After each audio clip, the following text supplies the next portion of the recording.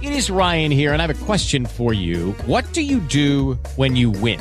Like, are you a fist pumper, a woo-hooer, a hand clapper, a high fiver? I kind of like the high five, but if you want to hone in on those winning moves, check out Chumba Casino. At ChumbaCasino.com, choose from hundreds of social casino-style games for your chance to redeem serious cash prizes. There are new game releases weekly, plus free daily bonuses, so don't wait. Start having the most fun ever at ChumbaCasino.com. No purchase necessary. VGW Group. Void where prohibited by law. See terms and conditions. 18+.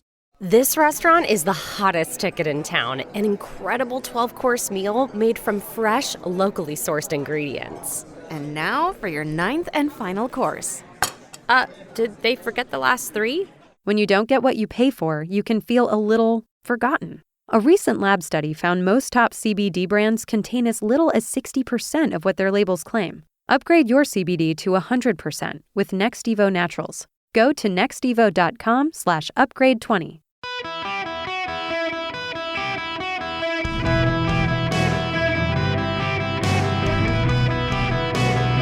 Welcome to the Eric Erickson Show Podcast, Hour 3. Greetings, conversationalists. Welcome. It is Eric Erickson here across the nation. The phone number, 877-973-7425. If you want to be on the program, I want to kind of switch gears a little bit radically from where we had been and not necessarily talk politics right now, although it's somewhat related to that. Well, as I screw everything up on my computer right now as I'm in the middle of trying to talk, excellent, Erickson. You'd think I was a professional at this or an amateur. We'll see. I want to talk to you about isolation. And in all seriousness, don't tune out here because there's some new research data out there that's actually kind of fascinating. And this is from Bryce Ward, who's an economist, who's writing about the data in the Washington Post, and kudos actually to the Washington Post for putting this data out there. A lot of people think that during COVID and lockdowns, we began spending less time with our families. Turns out, according to the data, our social lives, according to this piece, were withering dramatically before COVID-19. Between 2014 and 2019, time spent with friends went down. Time spent alone went up by more than it did during the pandemic. According to the Census Bureau's American Times Use Survey, the amount of time the average American spent with friends was stable at 6.5 hours per week between 2010 and 2013. In 2014, time spent with friends began to decline. By 2019, the average American was spending only 4 hours per week with friends, a 37% decline from 5 years before. Social media, political polarization, and new technologies all played a role in the drop. 2014 is notable, by the way, because 2014 is when the penetration of smartphones crossed 50% of the population. COVID deepened the trend. Time with friends fell even further in 2021. The average American spent only 2 hours, 45 minutes a week with close friends. Now, I want to talk to every single one of you here about this because I know it well. I have lived the life of isolation. Men in particular in this country self-isolate more than women. And they place burdens on themselves to go make money, earn a living, work a job, go home, spend time with the family, and they isolate themselves from their friends. And I want to be real clear here. What I'm talking about is your isolation. You may be in the same house with or spending a lot of time with your spouse and your kids, but you have no social outlets with friends. That is an increasing problem in the country. Our willingness, all of us, myself included, to isolate ourselves, and then once isolated from our friends with just our family, we begin to isolate ourselves with our family. It's a problem. It's also driving mental health problems. One of the things that's happening in the country is we're spending less time with others because we're spending more time on our cell phones. We're watching Reels, we're watching TikTok videos, we're watching Instagram stories, we're on Twitter, and we're on Facebook and other social media outlets, Snapchat and the like. So we are creating our own communities of interest online. And more often than not, those communities of interest online are with digital people who we can't have tactile contact with, who think and act and believe everything we do. And so we get ourselves in an echo chamber. We get ourselves in a bubble. This is really problematic increasingly because when we're in a bubble of our own creation online, we're not confronted with people who disagree with us. And so we lose the skill set by which we can learn to navigate and find common ground with people who see the world in a different way, which increases polarization. It increases hostility. It increases anger. And then that all reinforces the further isolation. And that's where the mental health issues begin to rear up. Men need to find social outlets with friends. Believe it or not, the people who are happiest in life have two things in common. They participate in regular religious services, and they find time to spend time with friends, hangout time. I got to tell you, I guess it's now been 4 years ago. I talk about Sunday nights on my front porch. And about 4 years ago, really Philip, who lives very near me, Charlie's more than an hour away. Philip is just up the street. And he decided it would be good for me. And I kind of at the same time thought it would be good for me to just have an outlet to spend the night hanging out on the front porch, watching football, drinking some bourbon, smoking cigars.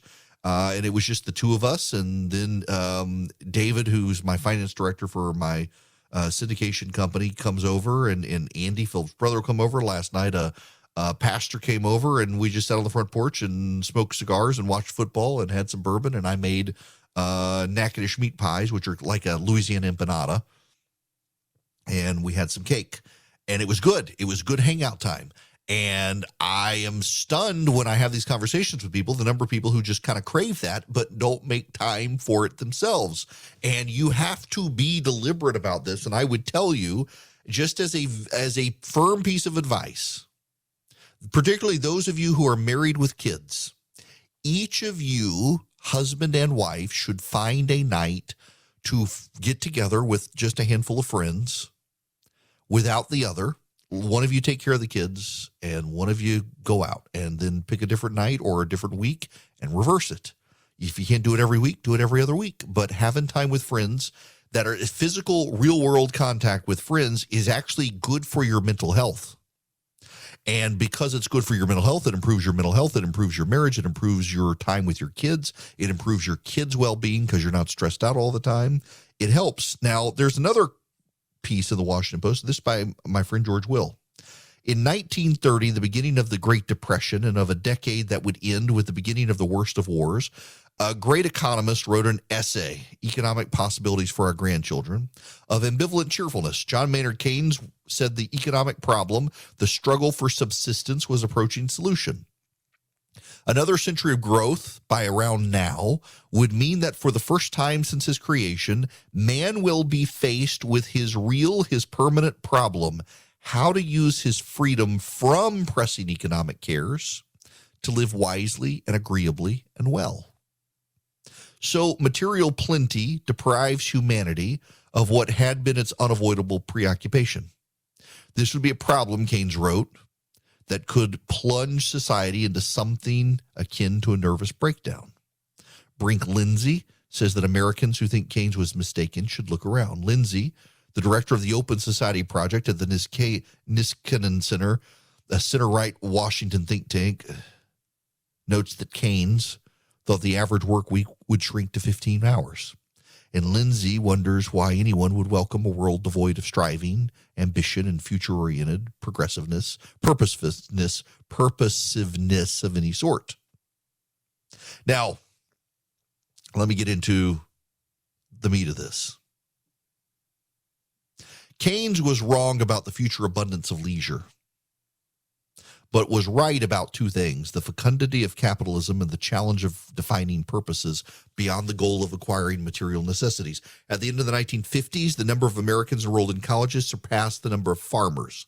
Adults tethered to the vagaries of markets and the weather were outnumbered by privileged young people. More than 6 decades on, Brink Lindsay is worried about this. Reported unhappiness is on the rise.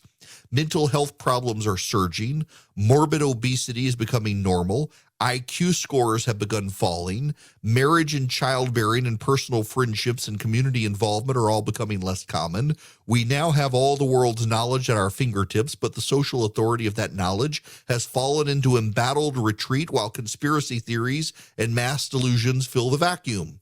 Where once workplace solidarity and tight-knit social relationships were compensations for lower economic standing, now the new class divide leaves those outside the elite increasingly atomized and adrift.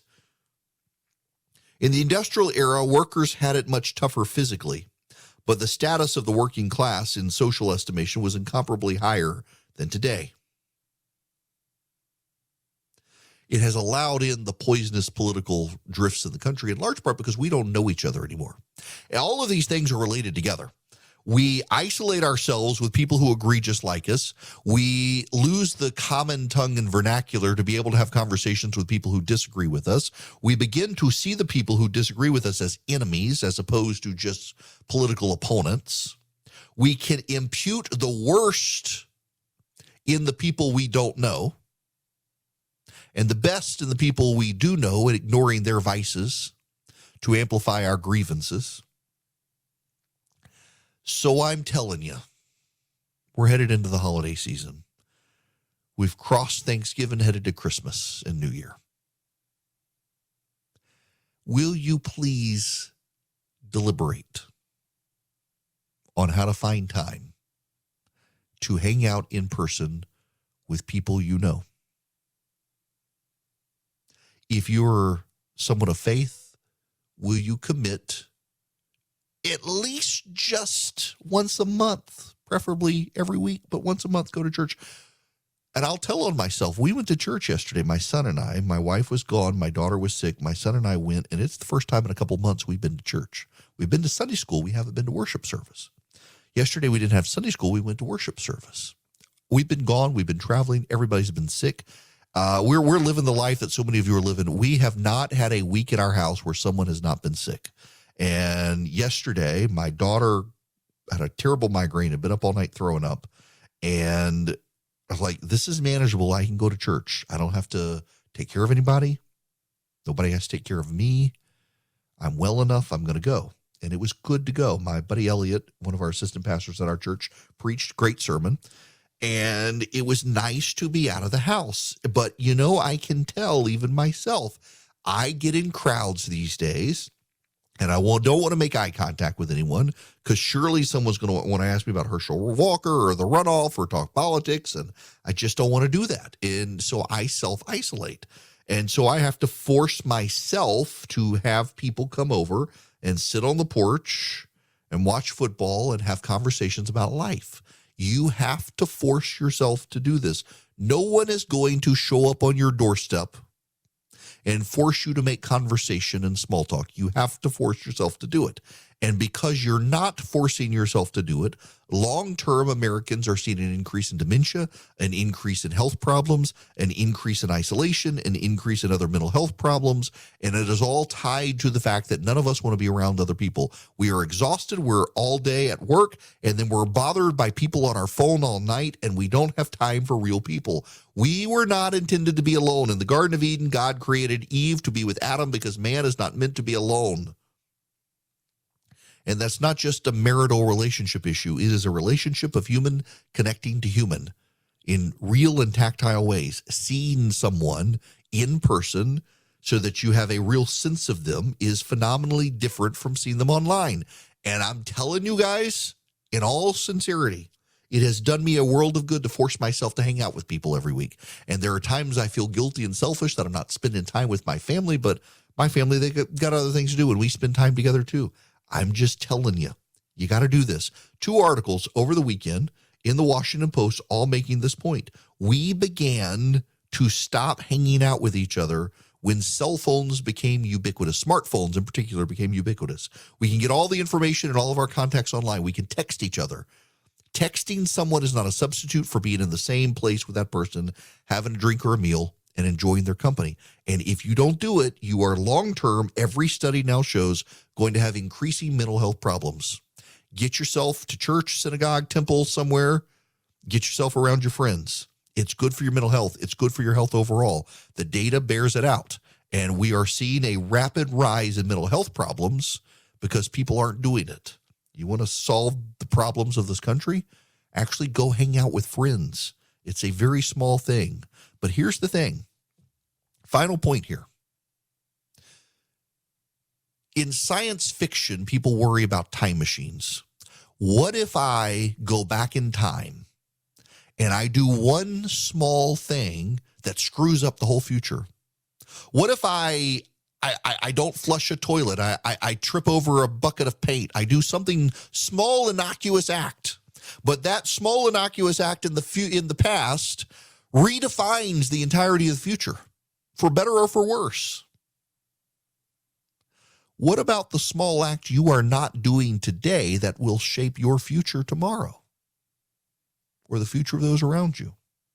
And I would submit one of those very small acts you could be doing today that redefines, reshapes for the better the entire future. It's calling up a buddy and saying, let's go have a beer. Let's go play a round of golf.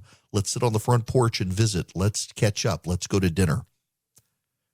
The data shows that'll go a profound distance if you make it a regular habit into the future of solving mental health problems you won't have to deal with in the future because you're doing that you would be dealing with if you remained isolated. The holidays are the most exciting time of the year, and if you want to enjoy them to the fullest, you need to get the best night's sleep ever, which is why you should be sleeping under Boll & Branch sheets. They're made of the finest 100% organic cotton threads on earth. And I got to tell you, I was on my front porch the other night. I'm just going to go off the script they gave me and tell you, I convinced a friend of mine through this ad you're hearing right now to buy them.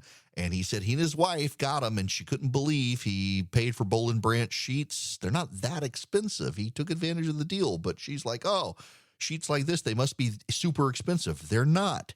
And then she was like, really? That was after the first wash. Now they've had them for 2 years, and he says they are the softest sheets ever. Every wash, they get softer and softer. I'm telling you, he's a believer. And now his wife's like, can't we buy Boll & Branch for every bed in the house? And he's like, we can.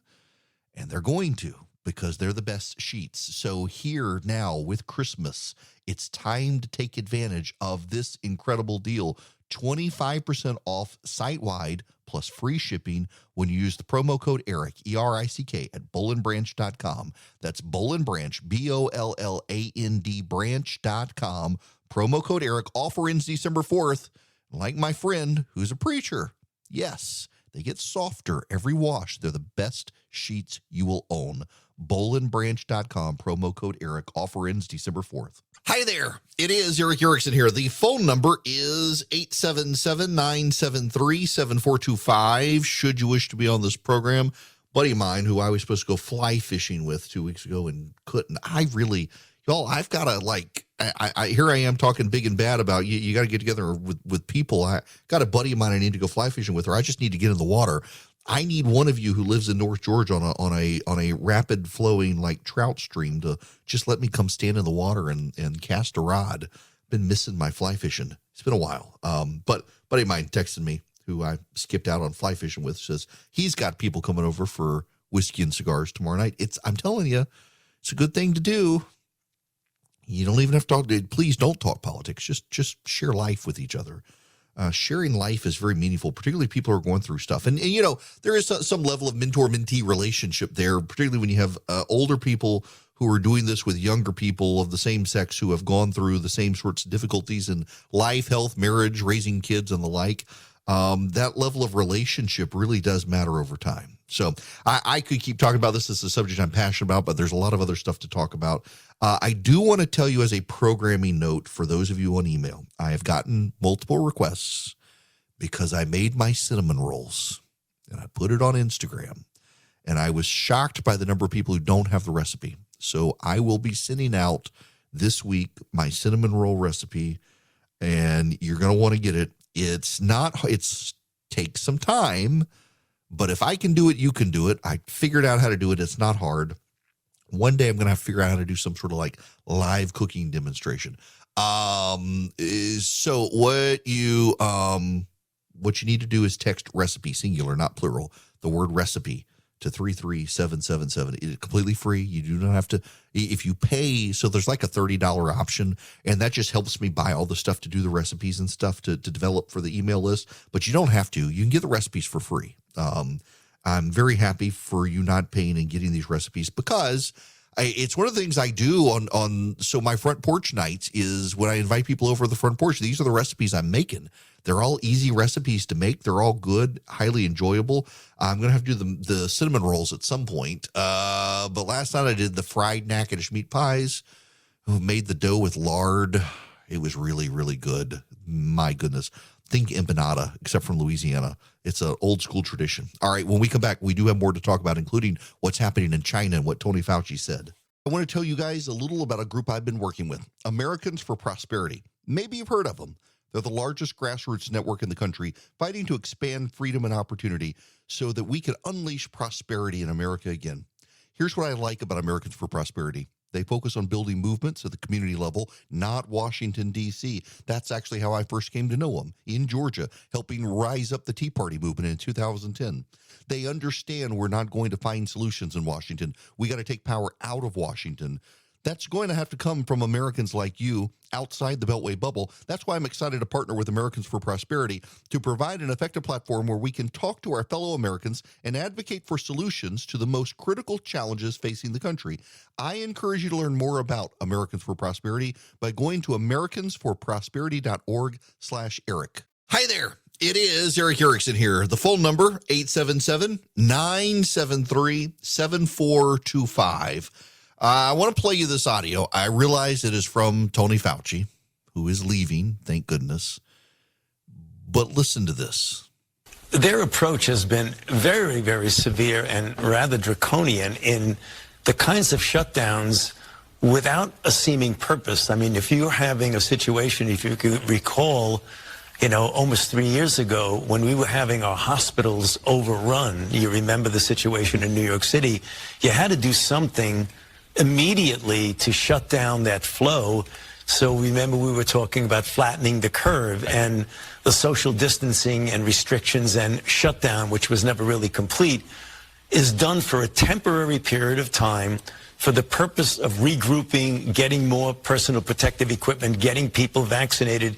It seems that in China, it was just a very, very strict, extraordinary lockdown where you lock people in the house, but without any seemingly end game to it. If the end game was to let's get everybody vaccinated, including and particularly the vulnerable, then you could see how a temporary lockdown like that, but they went into a prolonged lockdown without any seeming purpose or end game to it, which really doesn't make public health sense.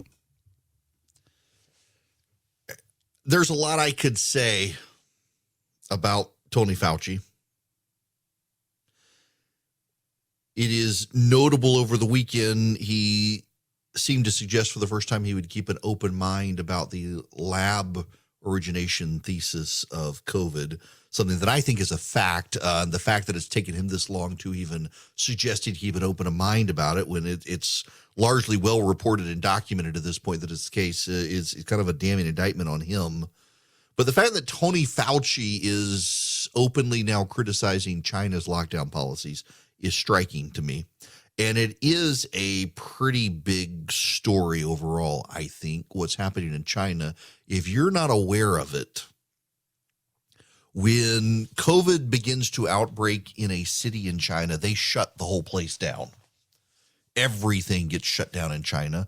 When COVID outbreak happens and cities get shut down, factories, the workers get locked inside to produce your Apple devices.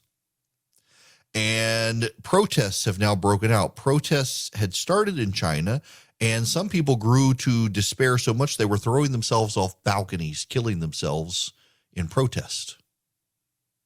And the Chinese government has worked overtime to cover this up. In fact, the Chinese, let me just read you for some of this. I referenced it earlier. As protests against the strict COVID-0 policy in China intensify, the Chinese government is censoring the World Cup broadcast to avoid showing any fans not wearing a mask. FIFA controls the broadcast of games, and every nation around the globe receives the same in-game feed. China, however, has found a way to censor the feed its people are receiving.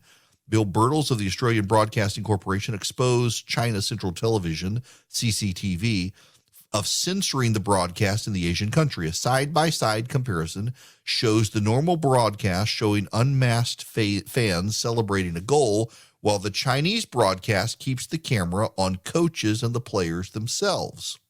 Birtles noted the CCTV feed is on a 32-second delay, which gives the broadcast ample time to censor what it pleases.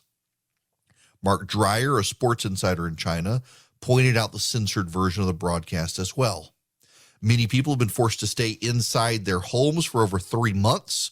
Protests around China have grown after 10 people were killed last week in a fire while inside a building under lockdown. The building of people was reportedly classified as low risk for the virus. Some regions around China continue to be in lockdown, while with residents being forced to take COVID tests every day. Xi Jinping, China's president, continues to enforce incredibly strict protocols. This is from Outkick. Mark Harris at Outkick wrote this. That you've got now someone like Fauci, and you've got now the president of Germany and others voicing concern about the Chinese policy. I don't know that a tide is turning, but it is very clear now that Xi Jinping has extended his reign in China longer than even Mao's. He's been given the opportunity to serve as long as he wants, it seems. The tide is turning against him and his policies. They are disruptive to business. They are disruptive to lives, and Chinese people are protesting. And not only are they protesting, they're finding ways now around the censors. You as an American citizen listening to this probably cannot appreciate the level of censorship in China. Like, for example, if you're in China and you try to look up the Tiananmen protests, it doesn't really exist. It's hard to find online. And in China, a lot of conversations are digital. There's a Chinese app called Weibo. We don't really have anything like it. In China, this app called Weibo, it is essential to the lives of people in China. You get your tickets for public transportation on it. You pay for things with it. If you try to carry cash in China, it's almost impossible to do because people don't take it. Or restaurants and shops, they don't take it. They expect you to pay with this digital app called Weibo. It's something foreigners have a hard time understanding until they go to China and see it in action. It is the town central. It is like a combination of all of your social media apps, from Facebook to Nextdoor to Apple Pay to Twitter. It's all there. And China relentlessly censors keywords. So people can't complain about the lockdowns. So what they're doing now is they're using sarcasm to their advantage. And so protesters are now saying, we want to be locked down, to mean that they don't want to be locked down. We want another COVID test, they're chanting, as opposed to they're opposed to it. And Xi, the president of China, Xi, pronounced Xi, they're saying things like that to get around the censors. They're making it hard for the censors to be able to shut them down with their use of sarcasm. And they haven't brought down the social networks yet. But interestingly enough, companies like Apple have had to participate, whether they want to or not, in what they've done. So Apple is affected by the lockdowns of its factories. And in Apple, they have been working to shut down key access to devices in China and access to different software in China at the demands of the Chinese censors. Apple has essentially been used as a pawn of China because it has no choice. It's so dependent on Chinese factories. And Apple's not alone there. Nike, of course, Disney, they depend on access to China. They depend on access to the Chinese markets. And increasingly, these American companies are going to have to decide whether or not they're with free people or whether they're with totalitarians. You're not going to be able to thread the needle. And Apple is moving a lot of its factories to Taiwan, which isn't smart given coming Chinese invasion. And they're moving their stuff to India and to Brazil. They've got to divest themselves from China if they can. And I don't know that they really can. I don't know that they're fully up to snuff in their abilities to do this. We'll see. We'll see if they can. We'll see if they're capable. What I do think, though, is that this is an area of leadership for the President of the United States and the American government to be able to take a strong stand against what China is doing, to stand up for freedom-loving people, including those in China, whether the message penetrates or not. China seems to be on the verge of some level of societal destabilization that it hasn't seen in some time. There are those in Washington, the experts who never get anything wrong, just ask them, who say if we push China into further chaos, that we will provoke a terrible reaction and that we don't want it. It is true that President Xi of China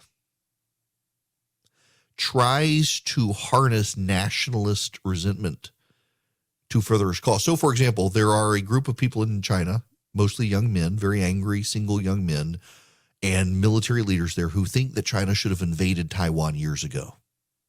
And Xi has directed their anger in various directions to avoid having to confront the reality of a nationalist sentiment that wants to invade Taiwan, and he may be pushed over the edge to where he has to invade Taiwan to scratch the itch of these people. I don't think it would go well if he did, and it is a danger. But at this point, it just seems to me that we should be standing with the people of China who are protesting. There's another story here in the Washington Post that has hit the wires. Twitter grapples with Chinese spam obscuring news of protests. Twitter's radically reduced anti-propaganda team grappled on Sunday with a flood of nuisance content in China that researchers said was aimed at reducing the flow of news about widespread protests. Numerous Chinese language accounts, some dormant for months or years, came to life early Sunday and started spamming the service with links to escort services and other adult offerings alongside city names. The result, for hours, anyone searching for posts from those cities and using the Chinese names for the locations would see pages and pages of useless tweets instead of information about the daring protests as they escalated to including calls for Communist Party leaders to resign. It's not the first time suspected government-connected accounts have used the technique, but in the past it was used to discredit a single account or a small group by naming them in the escort ads. This is a known problem, said a former employee who spoke on a condition of anonymity to avoid retribution. Of course, the media has found a way to blame Twitter for this. Of course, the Chinese are trying to find a way to exploit it. But the fact that the Chinese government is having to go through these problems, the fact that the Chinese government is having to shut this information down, the fact that the Chinese government is trying to overwhelm social media engines with disinformation and other garbage to avoid people finding about the protests is in and of itself a statement the Chinese government is kind of worried. It is very rare to see this level of emboldened protest in the streets of China. And yet here we are with it happening in real time. And the American government and business leaders in this country could take small, quiet stands to side with the protesters. Unfortunately, I don't think this government has a strong sense of how to deal with China. And I don't think American corporations have any interest in risking the anger of the Chinese autocracy. They claim freedom and they want to lecture you and me about values, particularly woke values. but they profit so much off of the Chinese government, they're unwilling to stand up to the Chinese government. They're not the brave people they claim to be. They're cowards. They're moral cowards. The real freedom fighters, the real brave people, are the Iranian soccer team members speaking in solidarity with the protesters at home, and the Chinese protesters in the streets of an authoritarian regime that could shut them up and make them disappear. Americans' virtue signal, well, the virtuous actually take to the streets of China and Iran right now. A great conservative group that teaches you how to be a smart voice for conservatism and to protest and to stand up for free markets and free people is Americans for Prosperity. I'm excited to be on their advisory board as they move forward and foster stronger ties to the grassroots around this country. They really do support free markets and free people, and the thing that I like about them is they haven't wavered in that. Over the years, some conservative groups have grown a little wobbly. AFP is not. And one of the things they do that I think helps them and helps you is instead of being a think tank in Washington that passes unread white papers around to each other, they're more of a do tank. They go into states and help conservatives become better conservatives, help activists become better activists. You can join them by going to americansforprosperity.org/Eric today. americansforprosperity.org/Eric. You can go be a part of AFP. They have local chapters around the country. They teach you how to be a better activist, how to do door knocking campaigns, how to help people run for office, how to show up at local school boards to make your case for conservative policy, how to go to your state legislature, make a case there. They have all the information you need to defend your positions, from free markets to free people and better schools and school choice. I can't express to you how highly I think of them. I'm so delighted to partner with them. I'm so glad they're an advertiser now. I want you to be a part of them. Around the country, they have chapters. If they don't have one in your area, you might be able to start one. You go to americansforprosperity.org/Eric today. americansforprosperity.org/ERICK. Find your local chapter. Find out how to be involved. Engage with them. Be a better, smarter conservative activist on the ground in your state, advancing free markets and free people. Hello there. It is Eric Erickson here. The phone number, well, it's too late for you to call in, so you'll just have to come back tomorrow and do that. The Biden administration is scrambling to track $20 billion in Ukrainian aid because House Republicans are warning of audits. This is from Fox News. Likely future House Speaker Kevin McCarthy has said his party will not be giving Ukraine a blank check to fend off Russia's invasion. A potential audit would determine how much, if any, of the U.S. aid ended up in the wrong hands. The Biden administration's previous tracking efforts have inspected only a fraction of the aid provided to the country. The Republican push to ramp up oversight enjoys bipartisan support in Congress. Some staunch Ukrainian allies fear the party is going to cut off aid entirely. Marjorie Taylor Greene has suggested that, but most Republicans and Democrats support funding Ukraine. The Republicans just want some accountability, and I don't know who can blame them for wanting that accountability. Look, I support the Ukrainians over the Russians. I think it makes sense to do that. I think it makes sense to stand strong against someone like Vladimir Putin. But concurrent to all of that, I also don't think we need to be sending a country with a mass history of corruption blank checks without overseeing that actual money is being spent on the actual war to fight the actual Russians. Concurrent to all of this, the European Union accuses the United States of profiteering.